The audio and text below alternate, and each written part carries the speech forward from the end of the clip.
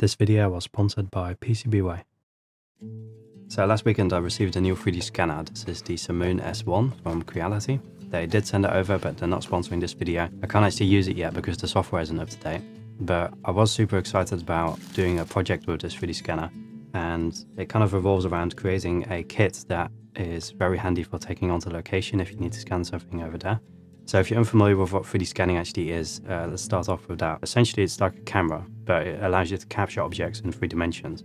And if you 3D scan something, then you can import that into the CAD software or import it into a game engine, and it's going to be one-to-one with the real-world objects. And what we're doing in this project though is focusing on the integration of the case that the 3D scanner comes in. So one of the things that I noticed is it's not really optimized for super quick workflows.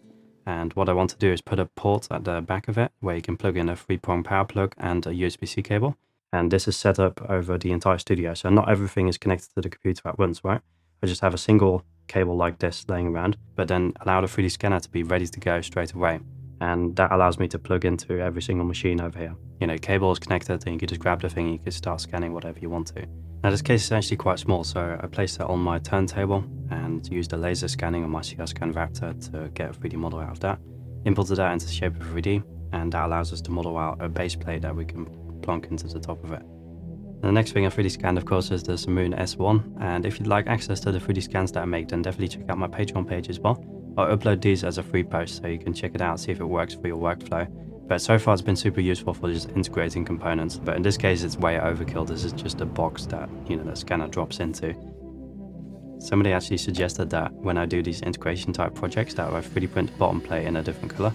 On this one we're going to put some foam padding over the top of it so you won't see this, but if you're integrating like smaller tools and you need to quickly be able to visually see where to place them, this is super useful. Now we also need a cable gutter of sorts to allow the cable from the 3D scanner to be routed into the box itself.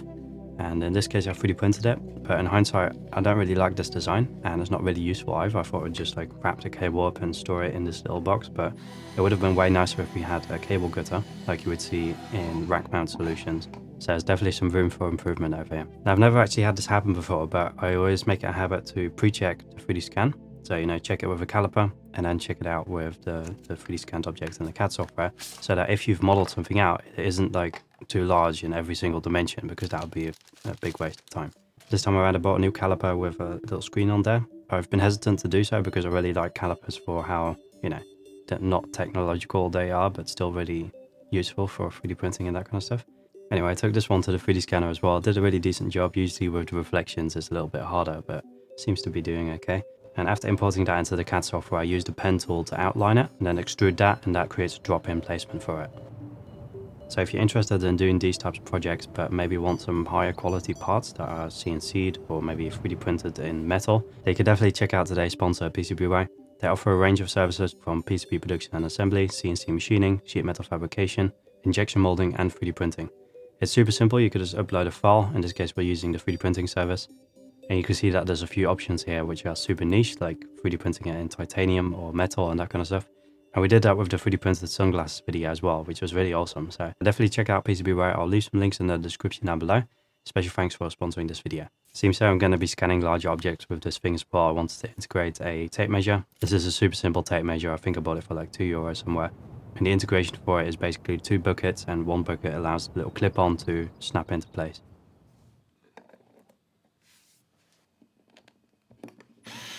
So that pretty much does it for the top plate of the case itself. We have the 3D scanner, the caliper, and the tape measure holder, and then a little gap for the cable from the 3D scanner to go into. But we still need to integrate the patch panel inputs. I actually have a really standard integration for this, which I use over multiple different setups. So I pretty much build this into every single desk that I have, so that I can connect 2 cables, and then the machines will automatically connect to the computer and also receive power.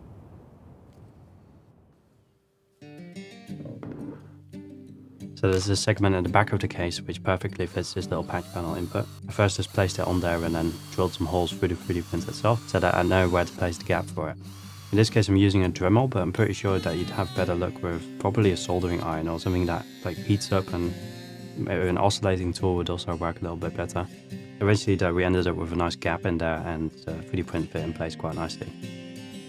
Now there isn't really anything else that needs power in this thing, so what we can do is just cut this extension cord in half and use the end of it, and that supplies power to the 3D scanner.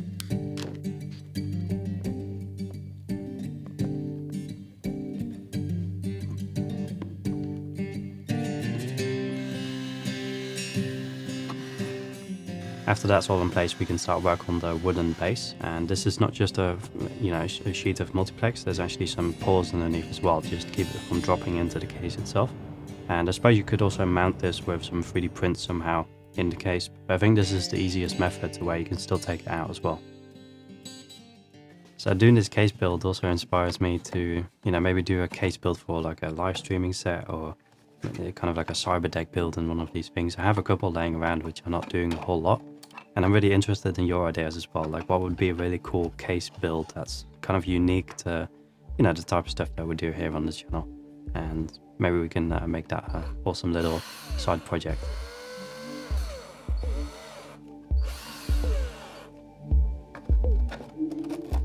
Wasn't entirely sure if we'd have enough space on the inside with that power brick in there as well, but it seems like everything fit quite nicely.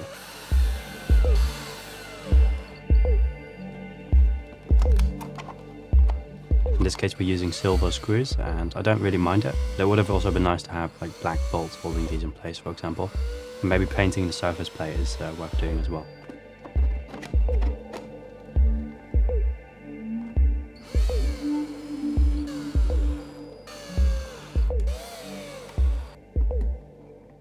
And normally I'm never too concerned with scratches on lenses, especially with camera equipment, because it doesn't matter for the end image quality.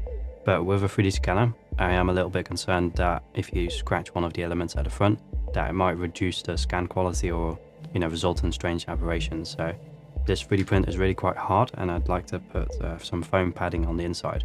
Now the case came with some foam padding, and we could just reuse that and just put that in a laser cutter, and then make it cut out a perfect fit for this little insert.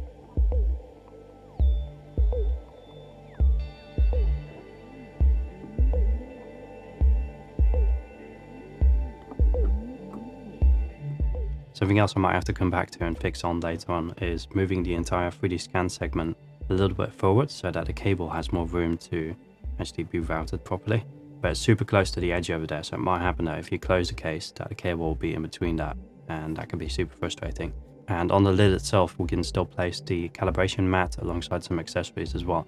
So I think this was a super successful project, but I can't actually verify if that's the case because the 3D scanner doesn't connect to the software yet. It still needs to be updated. I am super excited though to try it out and test out this case as well, because I think the ports at the back are going to be super useful. Seems so I have a 3-prong and USB-C cable sticking out of my compute cart, which connects to multiple different machines around in space.